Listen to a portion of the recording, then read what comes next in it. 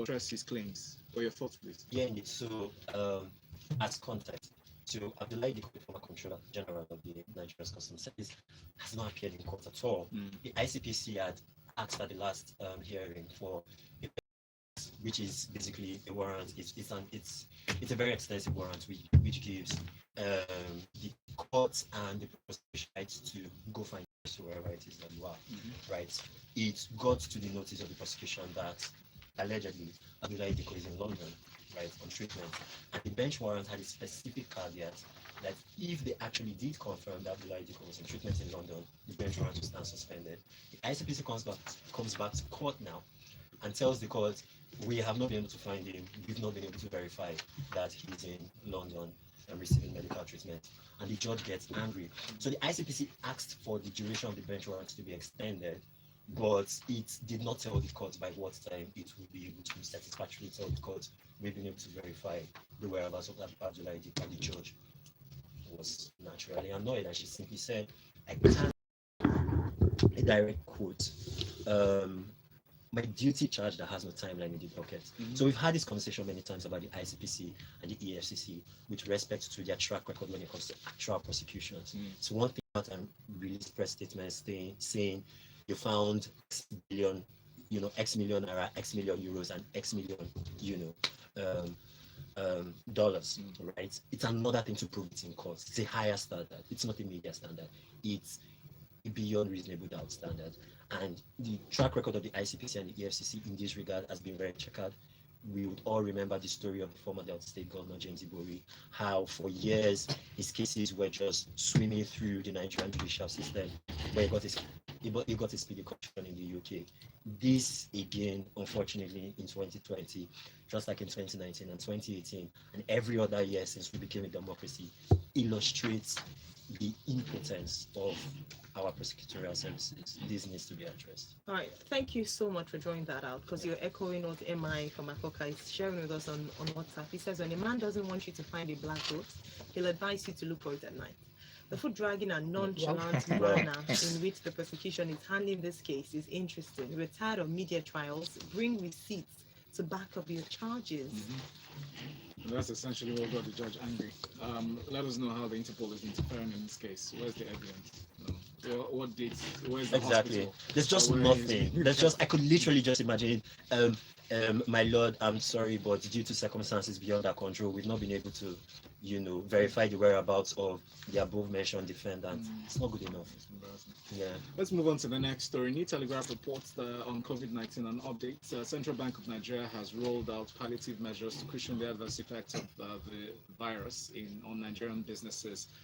It's a story I would like you both to get into, but please start with it. Okay. So the response from the CBN is interesting. Not just to put it simply, it's interesting because I would literally expect that the executive arm would take a more direct approach to addressing this issue, but they seem to be distracted by other things. In the meanwhile, Uncle Godwin Emefiele has said that he's setting up or has rolled out a slew of policy statements, if you like, that are targeted at COVID. So he wants to create a 50 billion intervention for updated banks to reduce interest rates. The CBN has been playing a rather interventionist role for quite a while now, since under this administration. So for most of those intervention loans, under NERSAL and several other units in the CBN, he said they're reducing the interest rates from they are single digits already at 9%, but reducing it to 5%, asking banks to extend moratorium on several loans programs and all of that. But for me, this is inadequate because I really do not see, if we're talking about COVID, first things first, it starts as a health issue and is going to become an economic issue. And we seem to be looking at it purely, if you want to assess our response based on what Mr. Emefiele has done, we seem to be looking at it purely as an economic issue or as a financial issue. But the truth is, if you do not address the health part of it, it will escalate to a point where I don't know who these people who are taking these loans are. if there's systemic collapse, money is not going to be the problem. Keeping businesses running is not going to be the problem. This is the same approach that the US was taking a few days ago until reality dawned, and they've taken a completely new approach to it as of today. We need to get ahead of this thing, and we are not. We are not treating it as the health crisis that it is. Yeah. Yeah. But to talk about, I think the policy, I think it also is important to know that as viruses do, it will come and it will go, and they need to account for the reality that yes, globally it is already affecting economic outlook globally, and a lot of it is psychology as opposed to anything else, because there is a real concern for how people can move around. A lot of the countries, or a number of large countries are on lockdown essentially, so it is affecting that. So I guess this is looking ahead to say, okay, when we come out on the other side, but I do agree with you, we're going to see it in the story that I'll talk about a bit later on, that there isn't a severe enough approach that the federal government is taking to this incident or to this issue. And as you mentioned, several other countries had thought it was as we say, a joking stuff until they realized that it wasn't. So but I will give the CBN some kudos for at least making the effort to say, okay, post this, because you guys are going to be suffering. It is going to have an economic impact. Here's a way to help out. Money-wise. I hear you. I hear you. Money-wise, it's all about numbers, right? Yeah. So since we're talking numbers, let's put it in context. Sweden just announced a package for COVID, $50 billion. Let me translate that into naira. That's 9 trillion naira. Nigeria's budget is 10 trillion naira, which we are not funding. We are planning to borrow.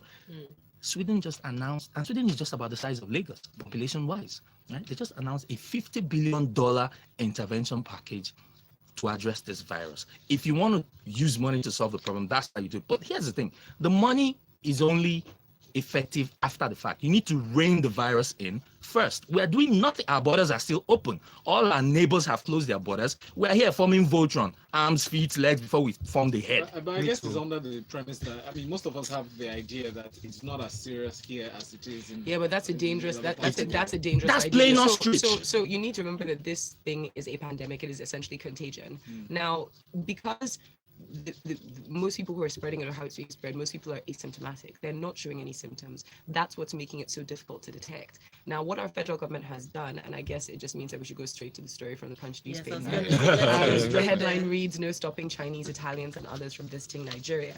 And they're basically saying that, okay, that they have a list of what they call high priority countries. There are about 8 of them, including the United Kingdom, Japan, China, Iran, Italy, and the Republic of Korea, France, and Germany. And they've said they will have no plans on imposing travel restrictions on visitors from countries where the virus continues to spread rapidly. Instead, they are screening visitors. Screening is not an effective way to detect whether or not someone has this virus. It simply doesn't make sense. What I would expect the government to do is to explain, first of all, to their citizens that the face mask does nothing to protect you from the virus unless you are a health worker. And that's because this virus is not aerolized. It's not airborne. It is droplets from the cough or sneeze or whatever of the infected person. And the reason we keep saying don't touch your face is because you're most likely to get this on your hands, and you yourself will transfer that virus into your body, because the receptors for this vaccine are in your respiratory system, which means that they gain access to your body through the membranes of your eyes, your nose, your mouth. And, you know, picking nose, touching eyeball, rub my eye, and that's a very hard thing to contain. So what I'm saying effectively is the only way to allow this virus to peak, and globally they're estimating that in the next 8 weeks is when we're going to see the peak of this virus, because it's now hitting a lot of other countries and it's snowballing. That the best way to prevent this moving so quickly is social restriction, social distancing, complete shutdown and lockdown where you can. The more aggressive we are in treating this at the beginning, where we have a low number of unconfirmed cases, and unconfirmed cases does not mean that there are not cases here. It just means there are only some people that have been tested, and of the 40-something or 50-something people that have been tested, only one person has shown positive. We have millions in this country, and we don't have enough tests, we don't have enough information about it, and we're still taking it, lightly. I think one of the biggest concerns article is what the Minister of State for Health, Dr. Lounimbe Mamora, has said, which is that they will only be doing secondary screening from 8 countries. these are countries that have been identified as worst hit. However, we know that there's some countries that are not on this list. Remember when the Italian came to Nigeria, that was the index case. At that time, China was Was the everyone was looking epicenter, at, was the time, Yeah. where people were looking at. So we're screening people from the Asian countries and not really focusing on Europe because the virus hadn't manifested so much in Europe. So how about people come from the United States, United Kingdom, or even countries where they have 5 cases, but that one person has been exposed? Why are we focusing on only 8 countries? Why are we only concerned about that and not closing our borders? And outside of that, I think we also need to ask questions. What does secondary screening mean? What is that? Is that we're actually going to test you? Exactly. Do you know what It's not a test. Because for the general public, the first screening is essentially checking your temperature, all the things we use for Ebola. Now you have to remember that Ebola was only contagious when you were already showing symptoms. This thing is contagious whether or not you have symptoms. Yeah. So what the screening does Screening nothing. itself doesn't do the work. First of all, let's not forget that the government is pushing a cashless society, which means a lot more people will be using ATMs and be touching surfaces that the public touches. Clubs, businesses are still open after the wee hours of the night. Indeed, although on that specific context, cash in itself, the physical It's bank way better. is way better, That's and it's a more effective conductor. I would say though, when you look at the priority list on that the Ministry of Health has come out with, a lot of those countries, at least the United Kingdom, the United States, France, Italy, are countries which we not only frequent as Nigerians, but which we also receive the most visitors from. UK and US are not on this list. Yes, the US apparently. You want to guess why? No, we understand. It's Okay, no, completely economic. we understand that, but it is problematic because we have seen in countries that have been able to, significantly deal with the virus. You think in China, you think in South Korea, I think in Taiwan, they have restricted movement. So there is a clear body of experience that shows that is in some way effective. It is problematic, I think, to all of us in the studio that the federal government isn't thinking in that line. Well, Sean has something to say on WhatsApp. Says Baba will gladly shut down borders for rice to not come in. But you see that coronavirus is very, I was very actually going to say that we closed our over here. borders before. Yeah, they said good morning all. There's a research report now that they say that the virus can survive in the air for up to 3 hours. This is the argument. Listen, I think you should calm down. What it does do, and what I do know research is saying, is that it can attach itself to molecules that are airborne. So if the virus is in your nebulizer, your air purifier, it will attach itself to that thing that's staying airborne, but can only stay airborne for a bit of time. And it's within a very limited radius, which is why they tell you give a 6 foot distance between, but it's not traveling through the air. And let's be careful to not spread that panic. And Dee thanks you for explaining the corona case. And really, he says he really doesn't believe the numbers in Nigeria. How many people have been tested, not screened, to know that we don't have any case? Other countries are closing their borders and schools and really worried if this place in Nigeria. Yeah, but the last thing I just want to say is, again, we are a country and it is important. The federal government has a large role to play, but private individuals, private businesses have a much bigger role. You yourself as an individual. And the truth is, from what I've seen, whether it's attending events or having to work, a lot of us are really not taking it seriously. Exactly. We don't take our hygiene seriously. We're still walking around with the sense that, oh, it can't be you, it can't be me. You have to remember that you may be fine because you're young and healthy, but you are 2 or 3 people away from someone's grandparent or somebody who's already immunocompromised. And what is going to kill is not necessarily the virus, it's the hospitals being overwhelmed. The first set of people to get it are going to be fine. They will have enough hospitals, they'll have enough doctors. It is the aftermath. And what we're trying to prevent, and that's what a pandemic is this onslaught on the medical system. That is the real issue, because if you then have an accident, you're a cancer patient meant to be receiving treatment, all those things will not be dealt with. And that is how people die. It's not necessarily from the virus itself, it's the effects of it. That's right. Well said. Thank you for that. The Punch newspaper reports on another court case. Ikemesit, I'd like you to delve into this. How Mama Boko Haram others diverted 111.7 million naira contract fund, according to witness. Yeah, so without delving into the details of this so much, this just underscores the fact that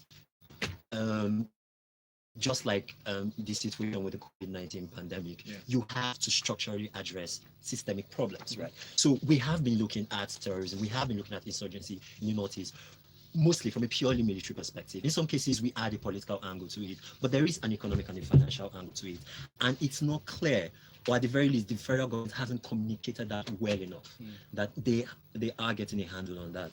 We've got porous borders in that part of the country. I mean, we've got porous borders everywhere, but especially in the north, and especially in the northeast, because of the peculiar geography Ungoverned space. of the area. There are large spaces there where for miles and miles and miles, you wouldn't see police station, you wouldn't see any semblance of a constituted governmental authority in that area. So monies could easily cross borders. There have been some suggestions by some experts that there are elements within the Boko Haram setup that are funded from abroad. While nothing has been proved, nothing has been disproved. So again, it's about communication. Does the federal government have a clear understanding of what the financial flows that, let's not forget, fueled this insurgency for 11 years and counting is, it's not clear. In a sentence, can you just say, give the implications of not communicating? If the government is silent on this, what harm could it possibly do? All right. If the government is silent on this, it means it's not working. It means it's not specifically addressing that issue. It's not specifically addressing that issue. It means the insurgency still has some life in it. So we've seen the insurgency go in ebbs and flows where it peaks and then it seems like the federal government is getting a handle on it. And then, it ascends to those heights again. It's clear that something is keeping this alive. If you don't address the economics of it, it's not going to go anywhere. Thank you. I just want to weigh in on that. Do we have time for a comment on that? No, please, we need to move on. So, all right, let's go. Right. Reacting to the earlier story, it says the CBN's response to COVID-19 is fine, but if money is the solution, surely USA, China, and so wouldn't have problems. In fact, Trump would wish he could tweet it away. No matter how much you have with open borders to COVID-19, while rice is held back, we are joking. And that's for Twitter. All right, thank you. Next story, Justin. Oshomole, it's drama between Oshomole and this APC, essentially APC. Some of the members are, expressing angst, want to leave the party, but there's drama that was supposed to be Buhari, the president, was supposed to intercede yesterday, but that went in shambles. But go ahead and share the details of the story, please. It's 6 pages long. Those are the details. It's 6 pages The long. way she says, you got time. Exactly. Yeah, no, we don't. So politicians will do what politicians do, while the rest of us have been worrying about how we get ahead of this thing that is staring everybody in the face. They've been bickering over the chairmanship of the APC. Court cases. One court gives one judgment, Osho is the chairman. Another court gives another judgment, no, Osho is not the chairman. And so Baba called everybody to a meeting in Aso Rock, and they got into a war of words. That's the 6 pages condenses into this. Yeah. They got into a war of words, screaming at each other, fighting, and that's why Baba couldn't come to see the people at the Abule Ado bomb. Somebody had to take pictures and fly to Abuja to go and show him, because they were busy in this meeting fighting over who will eventually be chairman of the APC. Never mind COVID, never mind Wuhan virus, we'll be all right. Yeah. Excellent. Thank you so much indeed for that. Let's move on to another. I want to talk about this, Folu, because this has come up with regards to you talking about the health sector and the threat of it being overwhelmed if at all we had an issue of COVID-19 spread in Nigeria. But let's talk about what the FCCPC has said, and that hospitals do not need police report to treat emergency cases. This came up with regards to Morade and Balogun's case. It's still being investigated, and there's a town hall meeting going on by the Federal Competitions and Consumer Protection Council. Please take us through the story. I think the only reason that they're mentioning this is because they already know that is what happens, that hospitals do refuse to treat emergency cases and they insist on a police report.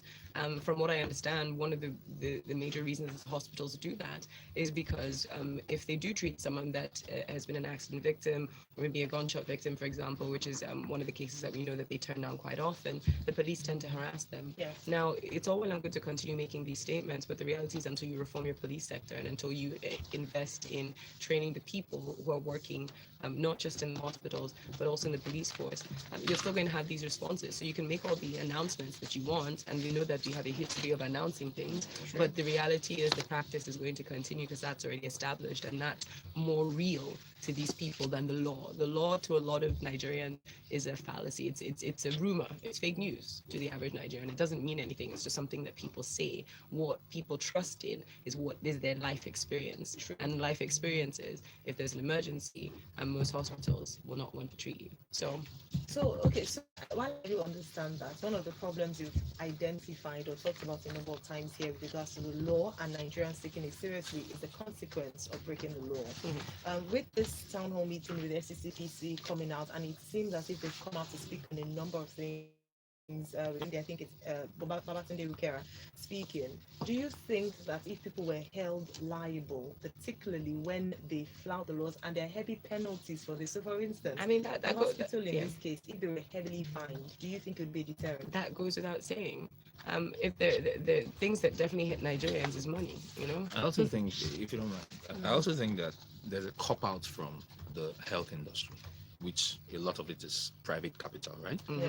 If your claim for not treating gunshot victims and stuff like that is that the police harass you, I'd like to hear that a hospital treated someone, was harassed by the police in spite of the extant laws, and then took the government to court. Exactly. We've never heard that. And won the case. And no, initiate the action. Initiate the action. The laws alone focus So, on so this is an issue I think that extends beyond the health sector, which is that the average Nigerian doesn't like to take. We're not litigious people. Yes, yeah. we're not litigious. We won't take the correct course. We would rather complain to ourselves and grumble and send messages to radio stations and say, we can't believe. When you ask people to go through the process, they'll say from the jump it doesn't work. The reason it doesn't work is because you're not utilizing the system and stress testing it often enough.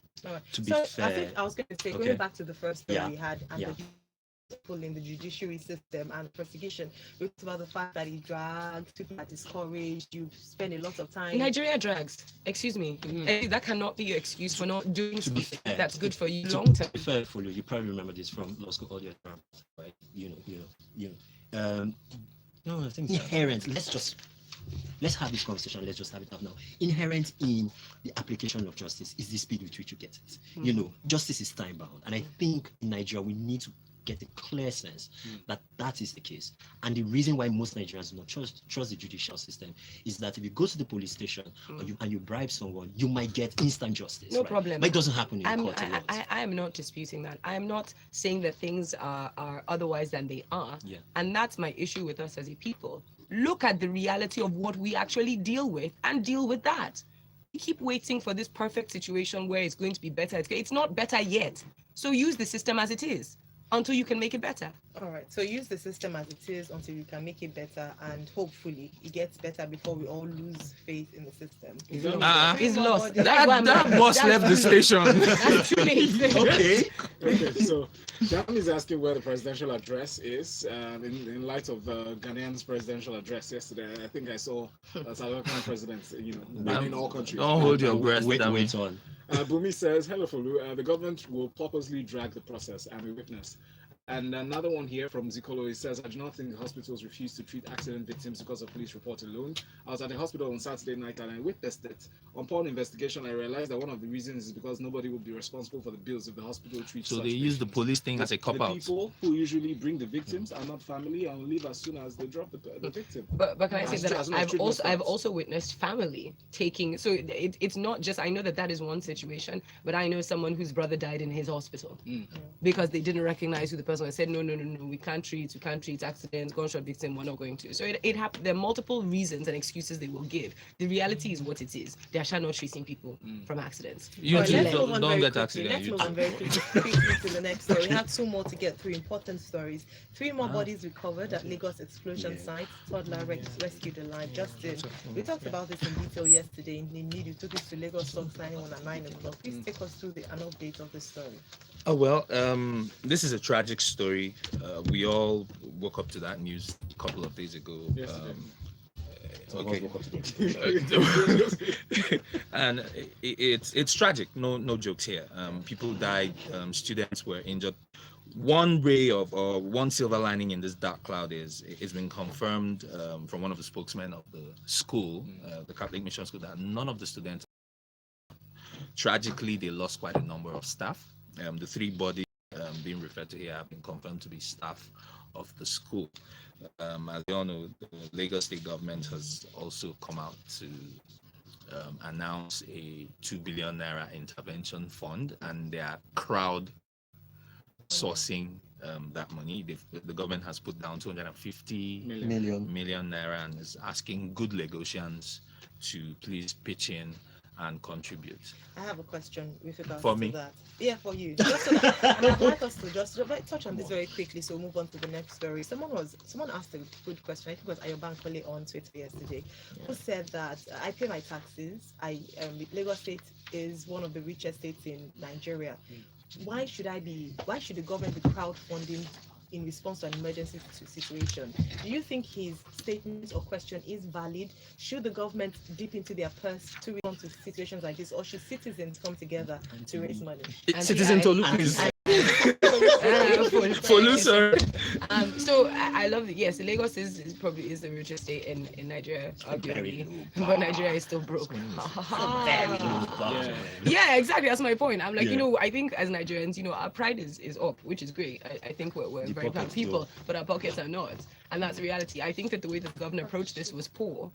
So there was a better way for him, or I think there would have been much better PR ways for him to address this, even if you did want the public to lend a hand, because in the US it happens all the time, but it will come in the form of a moving speech, a movie scene, something, you're appealing to people's emotions, because the reality is this is a huge tragedy. Your resources are stretched between whether it is your own in-state response to COVID or to security issues here and there. The truth is there's a lot that's going on. There's a lot that government funds are needed for. We don't even have enough to fix all the roads that we need to fix first, and disaster of this magnitude occurs as well. So that's an additional problem. And I think it is good to say, listen, we need help and I want you, the people, to help us. But I think that the way that it's done is what's important. And that's why it's receiving so much ridicule. That's why people are like, what are you talking about? There's no explanation. There's no nothing. You just put up a post with account details.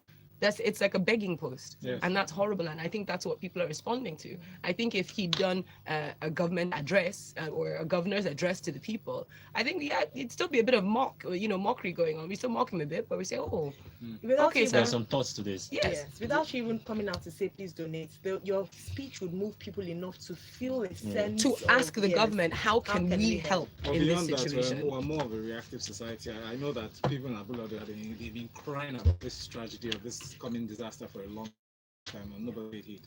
All right, Ikemesit, I'll just have to announce this. In light of the money that we don't have, Nigeria suspends $22.7 billion borrowing plan, according to Premium Times. There's a reason why we don't have the money. All prices have crashed. Our budget was benchmarked on $57. Like Justin said, we weren't even going to fund all of it. So we're going to borrow. We needed this additional borrowing even before COVID. I mean, we can put a GoFundMe for the budget. So, Justin, sorry, Nigeria. And ask our officials to contribute from their pockets. Because arguably there might be more in private pockets than in the government coffers.